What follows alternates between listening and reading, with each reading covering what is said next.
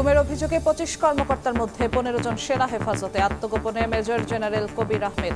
আইনি ব্যাখ্যা সাপেক্ষে ট্রাইব্যুনালে হাজিরের বিষয়ে সিদ্ধান্ত, রায় মেনে নেবে সেনাবাহিনী।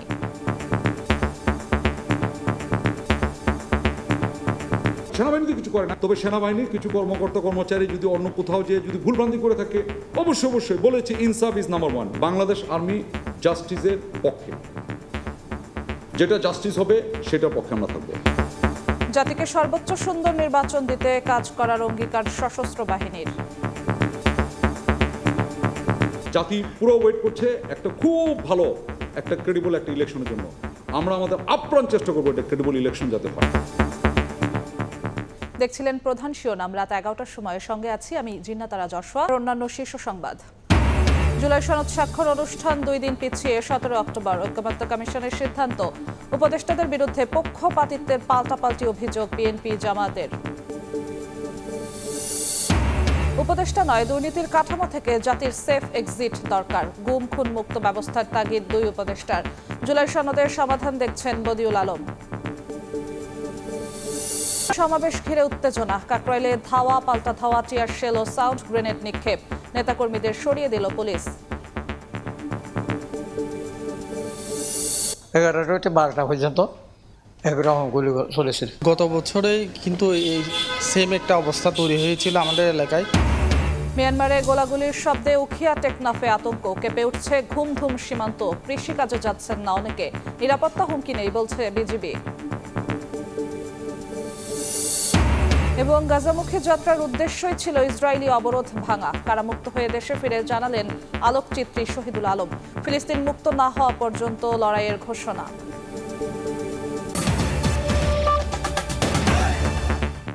গুমের অভিযোগে গ্রেফতারি পরোয়ানা জারি হওয়া 15 সেনা কর্মকর্তাকে হেফাজতে নিয়েছে সেনাবাহিনী।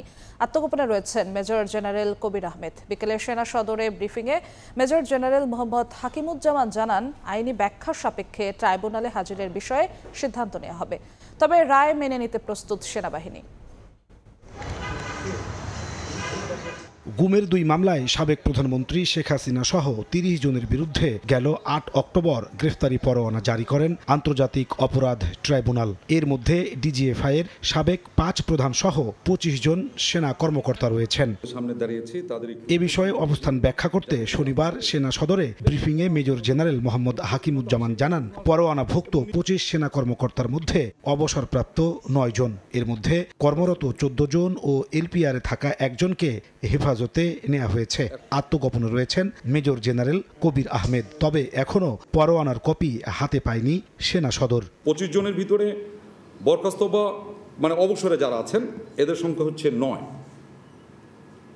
এলপিআর বা লিপ্রা রিটায়ারমেন্ট যেটা আছে এটার সংখ্যা হলো 1, আর চাকরিরত অফিসারের সংখ্যা হচ্ছে এখানে 15। এই 16 জনকে 8 তারিখেই তাদেরকে আমরা আমাদের একটা সেনা হেফাজতে, যেটা আমরা বলি আর্মি ওন কাস্টডিতে আসার জন্য একটা অর্ডার, যেটাকে আমরা বলি অ্যাটাচমেন্ট অর্ডার, আমরা এটা দিয়েছি।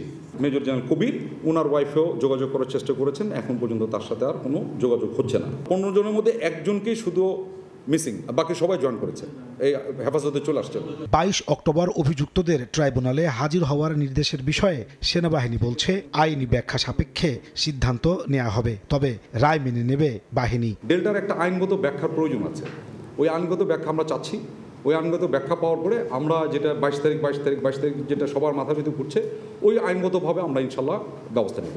যেটা গুম কমিশনের যে সেকেন্ড রিপোর্ট, যেটা ইন্টারিম রিপোর্ট, ওখানেও তারা বলেছে as an organization, Bangladesh Army was not at all involved with disappearance, forceful disappearance.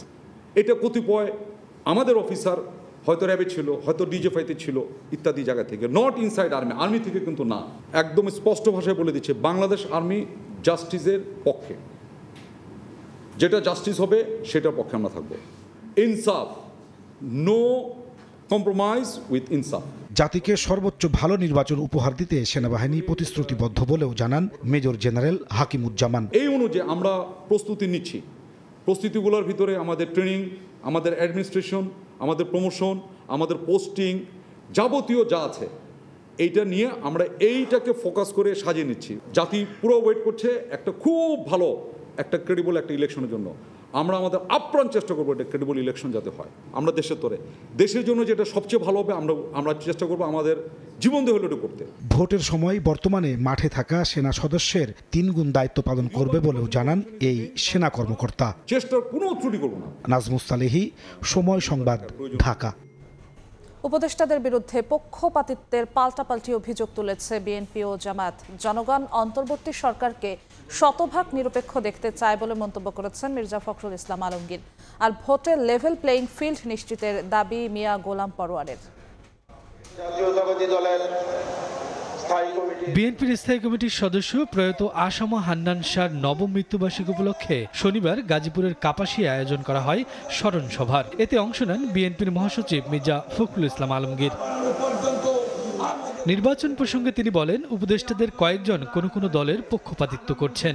নির্বাচনের সময় সরকার ও উপদেষ্টাদের শতভাগ নিরপেক্ষ থাকার আহ্বান জানান বিএনপি মহাসচিব। খুব পরিষ্কার করে বলে দিতে চাই এই সরকারকে, এই অন্তর্বর্তী সরকারকে, যে আপনি শতভাগ নিরপেক্ষ থাকবেন। আপনার উপদেষ্টা মণ্ডলীর সদস্যদের মধ্যে কেউ কোনো দলের জন্য পক্ষপাতিত্ব করছেন বলে বিভিন্ন জায়গায় অভিযোগ আসছে। আমরা এটা শুনতে চাই না, বাংলাদেশের মানুষ এটা শুনতে চায় না। বাংলাদেশের মানুষ সম্পূর্ণ নিরপেক্ষতা চায় এবং নিরপেক্ষ নির্বাচন চায়। আর বিলম্ব নয়, আর কারোর জন্য অপেক্ষা নয়। এখন নির্বাচনের রাস্তায় উঠে গেছে গাড়ি, এই গাড়িকে চালিয়ে শেষ পর্যন্ত নিয়ে যেতে হবে।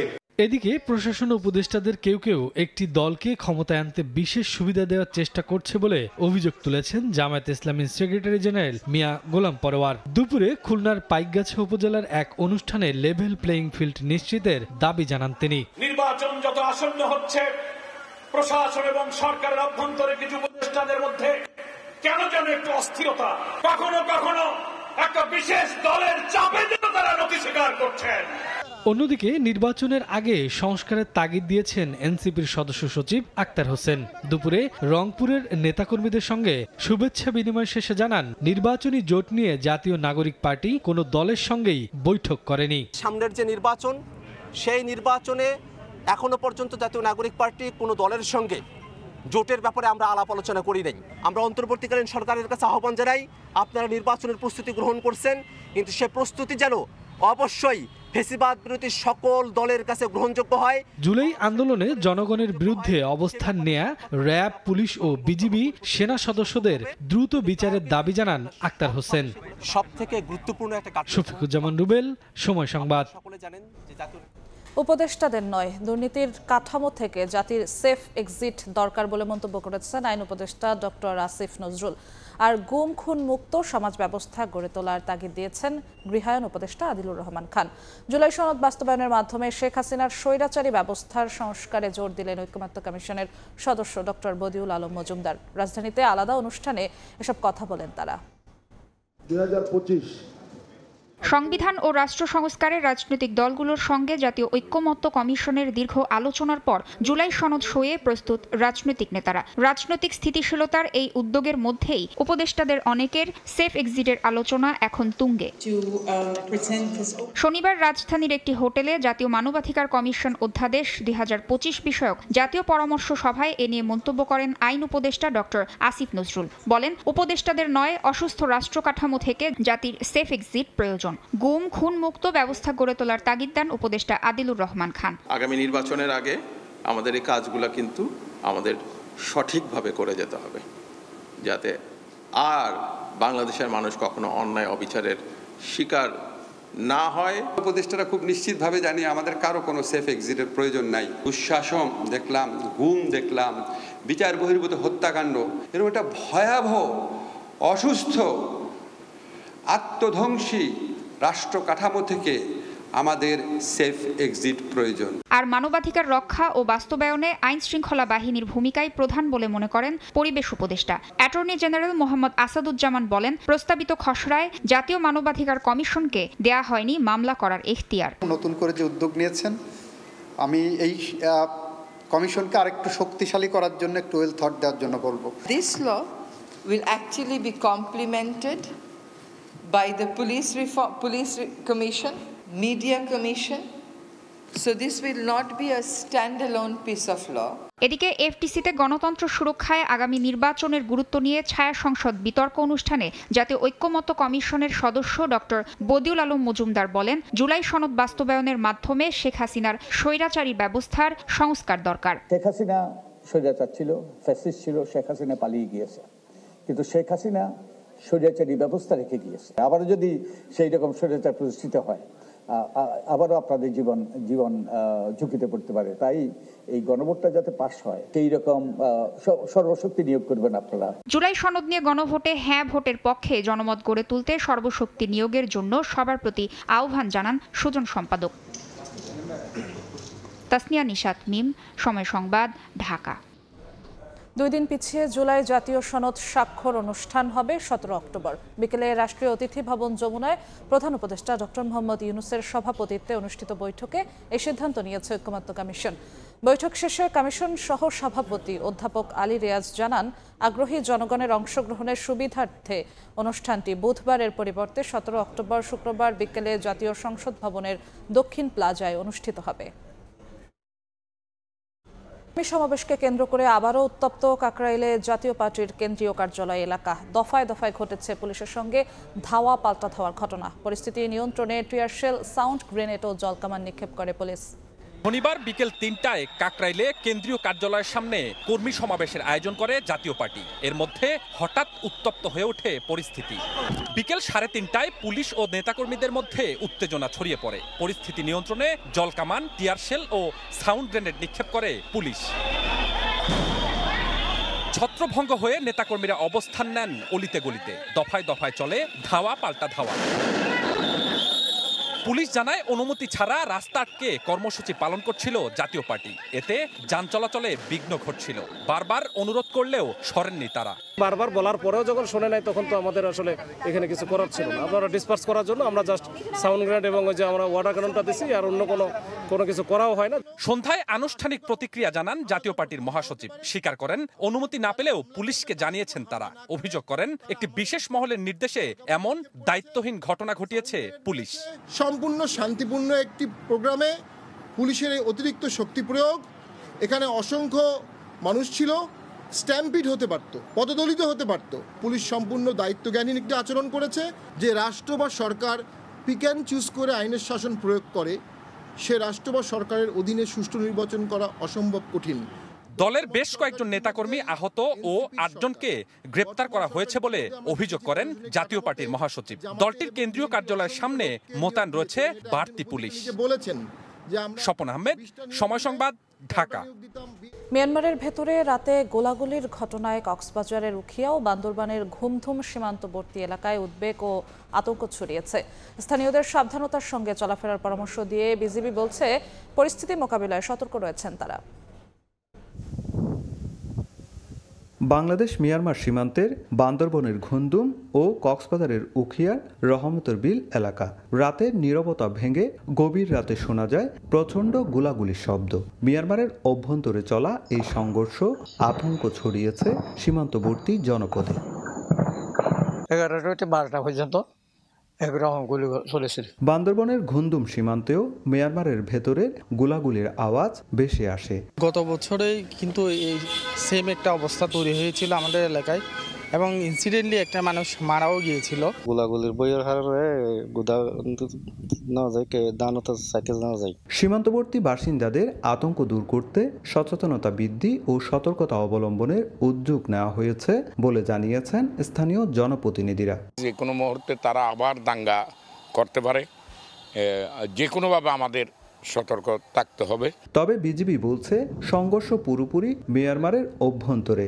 বাংলাদেশ সীমান্তে এখনো কোনো নিরাপত্তা হুমকি নেই। আমাদের সীমান্তবর্তী এলাকায় বিভিন্ন সময়ে মায়ানমারের অভ্যন্তরে সংঘর্ষ ঘটে, যা বাংলাদেশের ভেতরে নয়।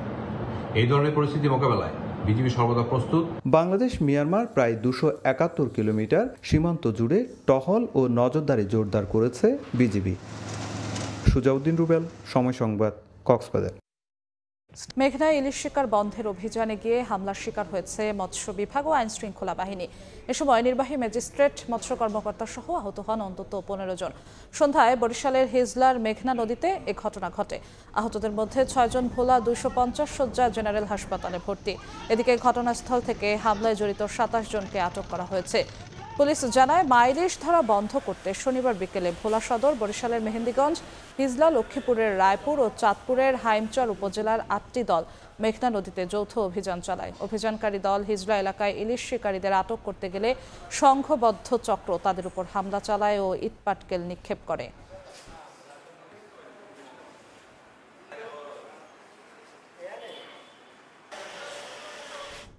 চট্টগ্রামে একটি কনভেনশন সেন্টারে কনসার্ট চলাকালীন সংঘর্ষের ঘটনা ঘটেছে। এ সময় গুলিবিদ্ধ হয়েছেন এক যুবক।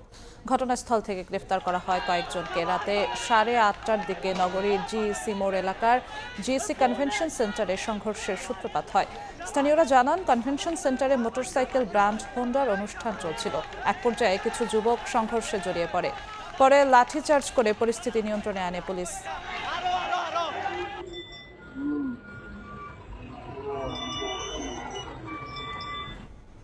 খুলনায় নিখোঁজের 3 দিন পর বস্তাবন্দি অবস্থায় উদ্ধার হয়েছে শিশুর মরদেহ। এ ঘটনায় একজনকে গ্রেফতার করা হয়েছে। এছাড়া গাজীপুরে জঙ্গল থেকে উদ্ধার হয়েছে এক শিশুর মরদেহ। বরিশালে দোকান থেকে উদ্ধার হয়েছে শ্রমিকের লাশ। খুলনার দিঘলিয়ার গত 9 অক্টোবর বিকেলে নিখোঁজ হয় শিশু জিসান। থানায় সাধারণ ডায়েরি করেন তার বাবা। বিকেলে দেয়ারা খেয়াঘাট সংলগ্ন এলাকা থেকে জিসানের মরদেহ উদ্ধার করা হয়। এ ঘটনায় গ্রেফতার ফয়সাল শিশুটিকে কুপিয়ে হত্যার কথা স্বীকার করেছে। এদিকে সকালে গাজীপুরের শ্রীপুরে নিখোঁজ হয় চাউবান সরকারি প্রাথমিক বিদ্যালয়ের 2য় শ্রেণীর ছাত্র হুজাইফা। সন্ধ্যায় গহীন জঙ্গল থেকে উদ্ধার হয় মরদেহ। স্থানীয়দের দাবি, শিশুটিকে হত্যা করা হয়েছে। অন্যদিকে বরিশাল শহরের ফজলুল হক এভিনিউর সিটি প্লাজার একটি দোকান থেকে রমজান নামে এক টেইলার শ্রমিকের ঝুলন্ত মরদেহ উদ্ধার করা হয়েছে। ময়নাতদন্ত শেষে প্রকৃত ঘটনা জানা যাবে জানিয়েছে পুলিশ। এছাড়া সাভারে পরিত্যক্ত পৌর কমিউনিটি সেন্টার থেকে উদ্ধার হয়েছে অজ্ঞাত নারীর মরদেহ।